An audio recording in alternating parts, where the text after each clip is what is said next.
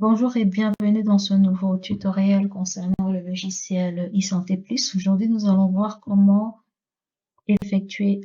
enregistrer un achat et une vente dans le logiciel. Alors, pour enregistrer un achat ou une vente dans le logiciel, nous allons dans Gestion, dans Vente et Achat, et nous cliquons sur l'onglet Mouvement.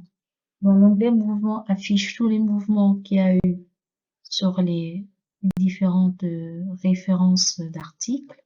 Nous pouvons ajouter une référence, donc le type de mouvement pour l'achat de médicaments, c'est Entrée.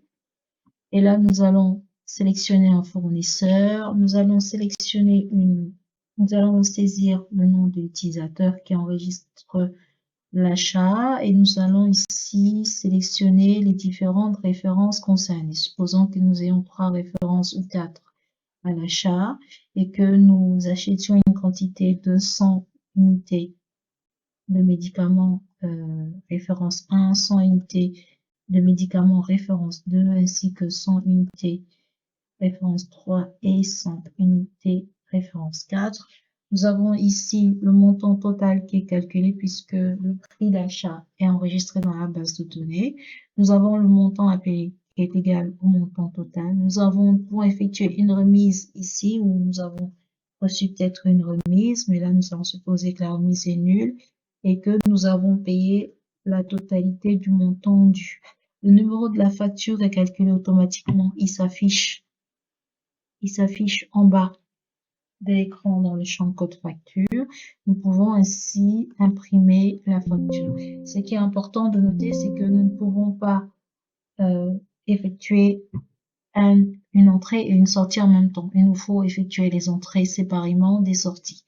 Donc là, lorsque nous imprimons la facture, pour fermer l'aperçu, pour aller regarder la facture en détail dans le logiciel, nous avons ici la date de la facture qui est saisie et la date du jour.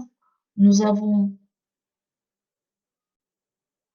les références que nous avons enregistrées qui sont les références 1, 2, 3 et 4, les quantités ainsi que les montants, le montant total de la facture, le montant payé, le montant à payer et le reste dû est ici 2 zéros. Donc cette facture est imprimée dans modèle facture. Ce qui est important de noter aussi, c'est que cette nouvelle transaction est enregistrée dans la base, dans les feuilles mouvement. Donc si on va regarder la feuille mouvement, on va voir que cette nouvelle transaction, est enregistrée dans la base. Donc si nous regardons ici dans les mouvements, à la fin, nous allons voir que nous avons une facture ici 55 416 qui date du 1er octobre, jour de l'enregistrement de ce tuto, et qui correspond aux références que nous avons ajoutées dans la base de données.